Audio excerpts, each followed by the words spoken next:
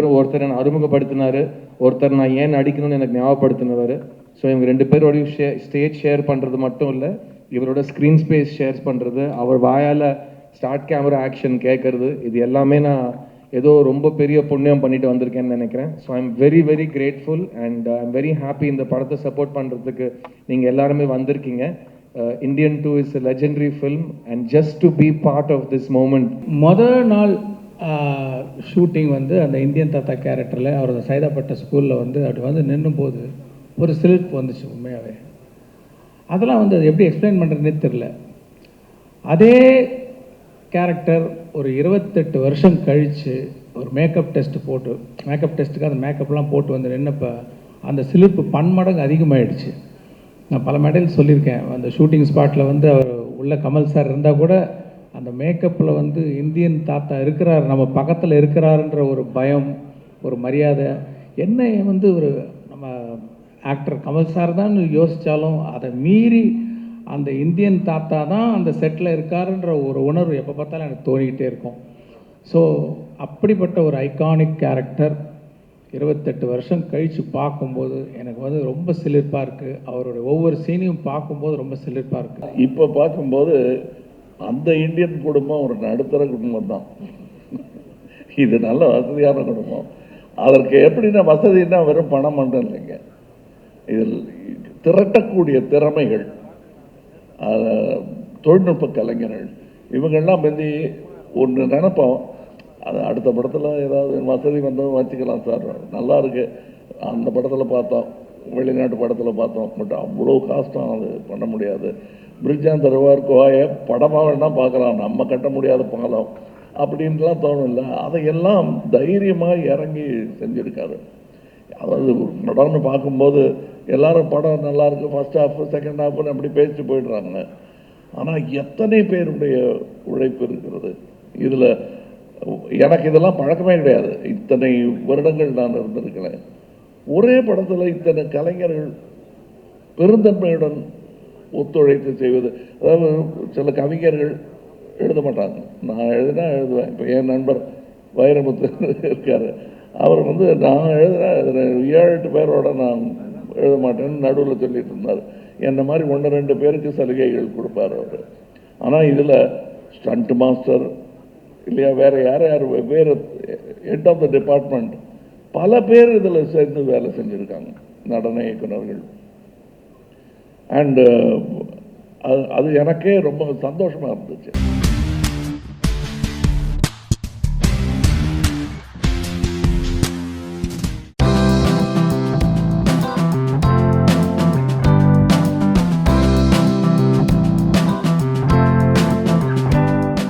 ராதாரவி ஐயாவோட 50வது வருஷம் அவர் திரைப்பயணத்துக்கு வந்து 50 இயர்ஸ் ஆயிடுச்சு.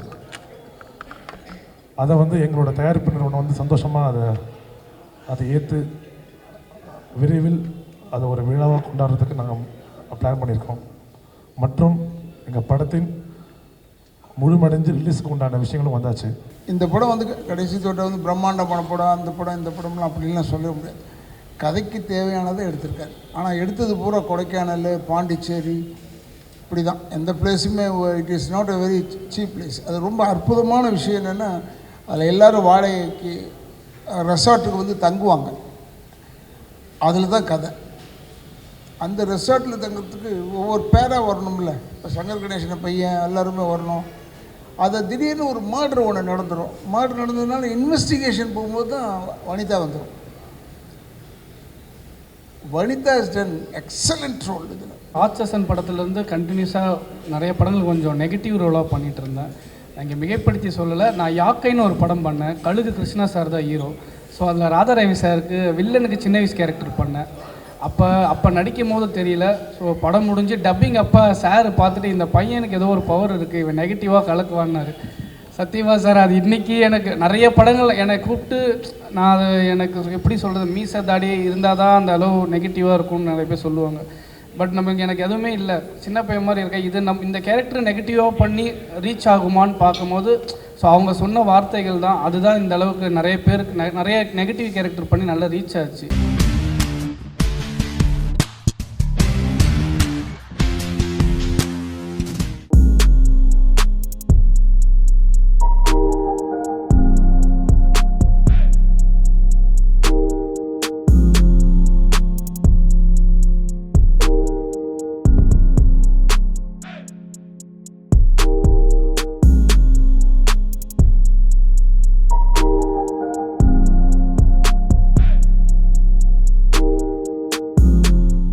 சினிமான்ற ஆர்ட் ஃபார்முக்கு ஜென்யூனாக என்ன தேவையோ அது மேக்கிங்கில் வந்து அதை என்ன ப்ரொவைட் பண்ணால் அது மேக்கிங் வந்து ஜென்யூனாக வருமோ அதை வந்து கரெக்டாக பண்ணி கொடுத்த ஒரு மிக நல்ல சிறந்த தயாரிப்பாளர்.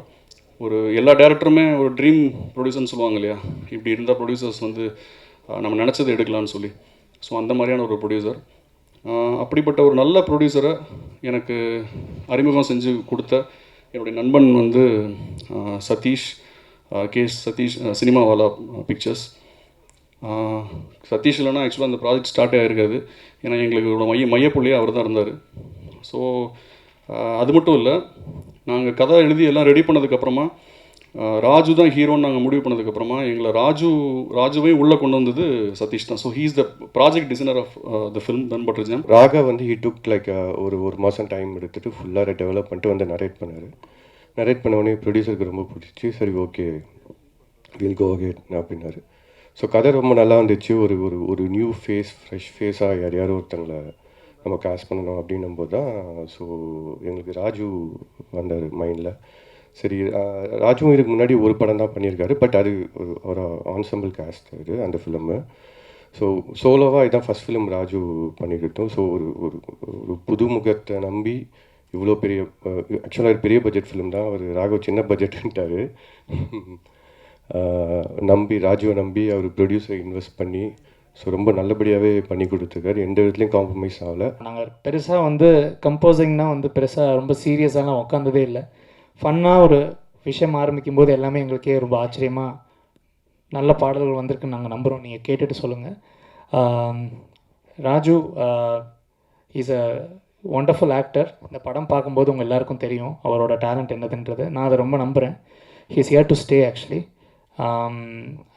அவருடைய தாட் ப்ராசஸ், அவர் because he himself as a டைரக்டர்ன்றனால வந்து அவருக்கு ஒரு ஆக்டிங் ஒரு விஷயங்கிறத போது வந்து எல்லாரையும் ரசிக்கக்கூடிய ஒரு விஷயமா கண்டிப்பாக நடிச்சிருக்காரு அந்த படத்தில்.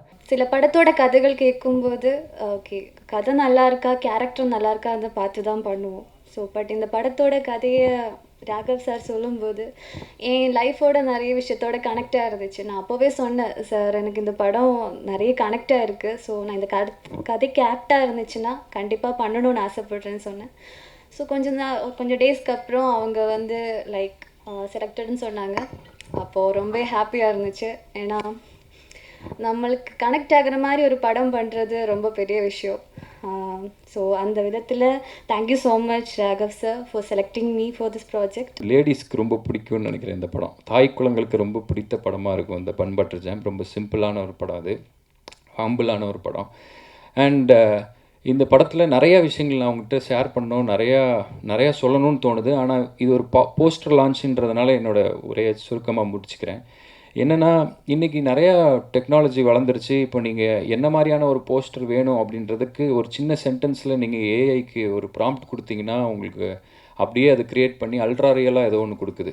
ஸோ ரொம்ப ஈஸியாக மாறிக்கிட்டே வர்ற இந்த நேரத்துலேயும் கூட கைப்பட வரைகிற ஆர்டிஸ்ட்டை வச்சு ஒரு குதிரையும் ஒரு ஆள் ஒரு அம்பும் அதில் இருக்கிற ரத்தம் பன்னு பட்டர் ஜாமுன்னு எல்லாத்தையும் தனித்தனியாக வரைய வச்சு கேரளாவில் எல்லோ டூத் அப்படின்ற ஒரு நிறுவனம் வந்து இன்றைக்கி இந்த ஃபர்ஸ்ட் லுக் வந்து ரொம்ப சிறப்பாக பண்ணியிருக்காங்க.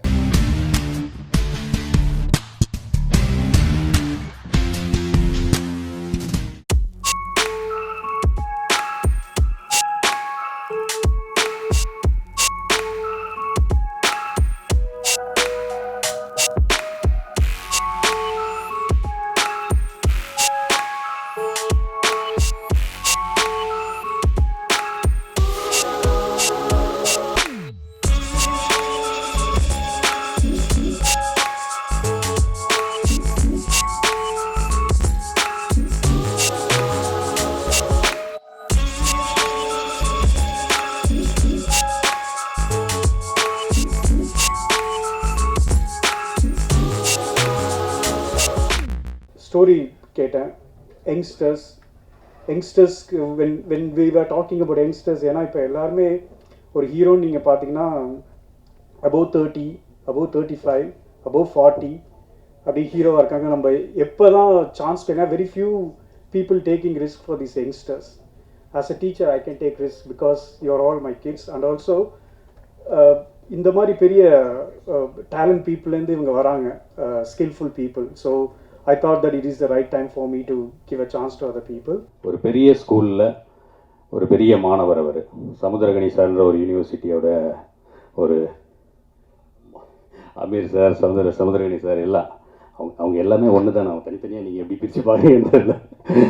அந்த யூனிவர்சிட்டியில் அவர் ஒரு ப்ரொஃபஸர்னால் இவங்க வேறு ஒரு இது. ஸோ அந்த ஒரு பெரிய படங்கள் ஒர்க் பண்ண ஒரு அனுபவம் அவரை வந்து இந்த படத்தில் எப்படி பிளானிங் பண்ணணும், எப்படி வந்து அதை கதைக்களத்தில் எந்த அளவுக்கு ஒரு முக்கியத்துவம் இருக்கணும், வணிக ரீதியாக அதை எப்படி எடுத்துகிட்டு போகணும், எப்படி வந்து ஒரு குயிக் டைமில் அதை பண்ணணுன்ற எக்ஸ்பீரியன்ஸ் எல்லாமே கண்டிப்பாக சாமுக்கு இருக்குன்ற நம்பிக்கை எனக்கு இருக்குது. I am so happy to work with this team.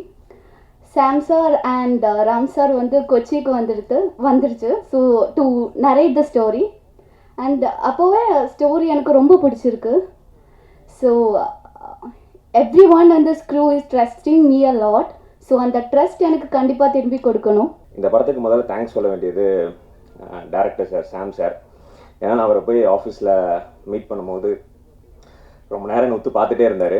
So அதுக்கப்புறமா தான் வந்துட்டு இதுதான் கதை அப்படின்னு ஒரு லைனாக தான் சொன்னார். திருப்பியும் சந்திக்கலாம் அப்படின்னு திருப்பி சொல்லி அனுப்பிச்சிட்டாரு. ஸோ 2-3 நாள் கழித்து திருப்பியும் கால் பண்ணி வர முடியுமான்னு கேட்டு நீங்கள் கரெக்டாக இருப்பீங்க இந்த கதைக்கு, நான் ஃபுல் நரேஷன் கொடுக்குறேன்னு சொல்லி கதை சொன்னார். கதை ரொம்ப அமேசிங்காக இருந்துச்சு. நான் கண்டிப்பாக பண்ணுறேன் சார் அப்படின்னு சொல்லிட்டு வந்துட்டேன். அவர் இருந்தாலும் ப்ரொடியூசர்கிட்ட ஒரு தடவை கேட்டுட்டு அதுக்கப்புறம் கன்ஃபார்ம் பண்ணிக்கலாம் அப்படின்னு சொன்னார். So thank you Mahesh sir for giving this opportunity as you said. Sam வந்து ஒரு ஒர்க் பண்ணும்போதே ஒருத்தனுடைய நேர்மை தெரிஞ்சிடும். அந்த நேர்மை மூலமாக அவனுடைய வெற்றி உறுதியாகும். அதுதான் உண்மை.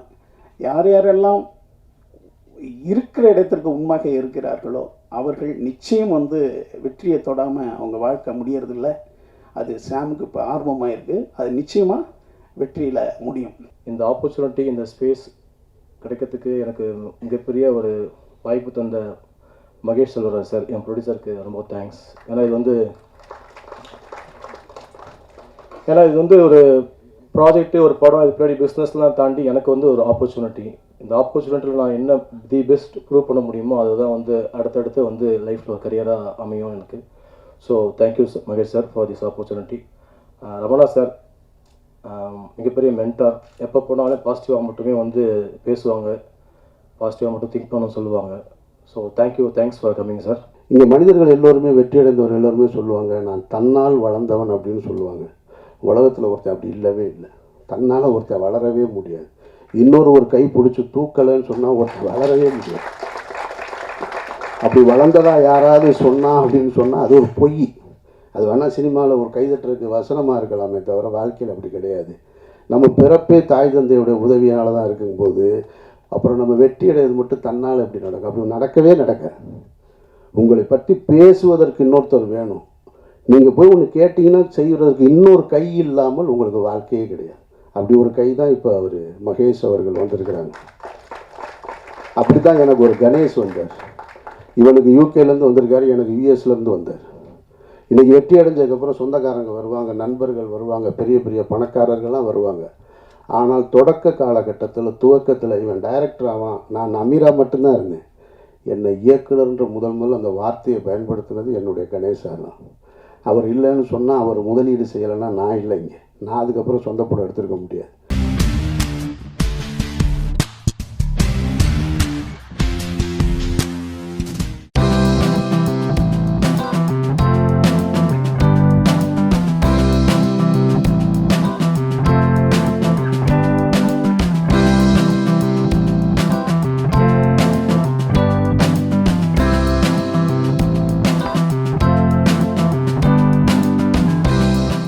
சார் காதலிச்சு பார்த்தா தான் சார் அந்த உணர்வு தெரியும், அந்த பிரச்சனை தெரியும். இவருக்கு தெரியும். இப்போது காதலிச்சு பார்த்து நடிச்சிருக்காரு பாருங்க. நடிக்கும் போதே அந்த உணர்வு வெளிப்படுத்து, அதுக்கு வர எதிர்த்து போராடுறது.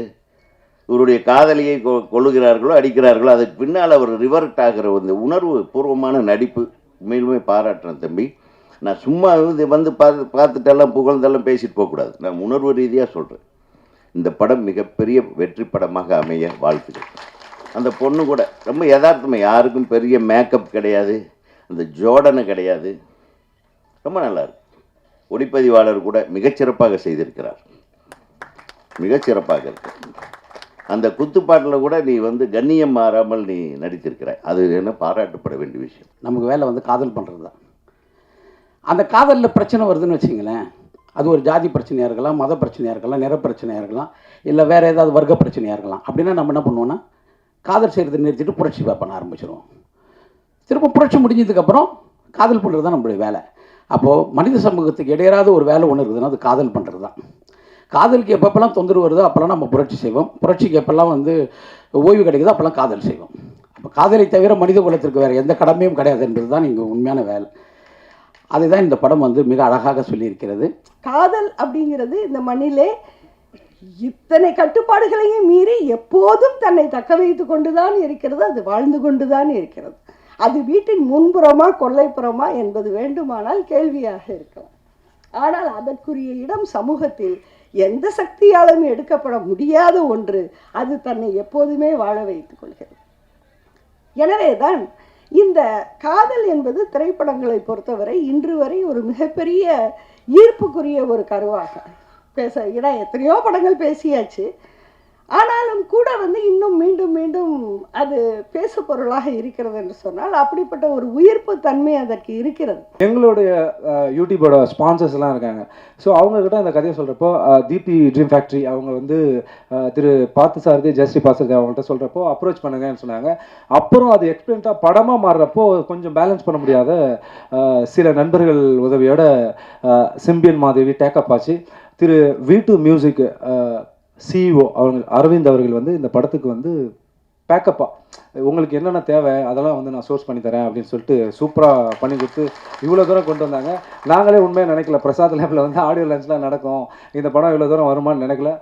காட் கிரேஸ் ஏதோ நடந்துருச்சு. சாதி கலப்பு ஏற்படக்கூடாது என்பது ஒரு கருத்தியலாக இந்த மண்ணில் நிலைநிறுத்தப்பட்டிருக்கிறது. அந்த கருத்து தான் காதலுக்கு எதிர்ப்பாக நிற்கிறது.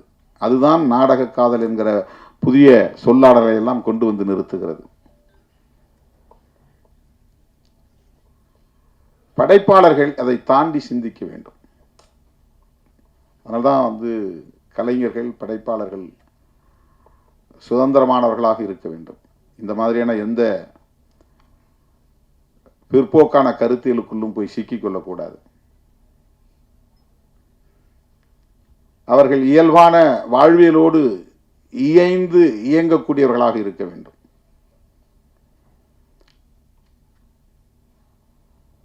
அந்த ஆளுமை உள்ளவர்களால் தான் சிறப்பான ஒரு படைப்பை தர முடியும். அதில் எந்த ஒரு கருத்தையும் ஏற்றக்கூடாது.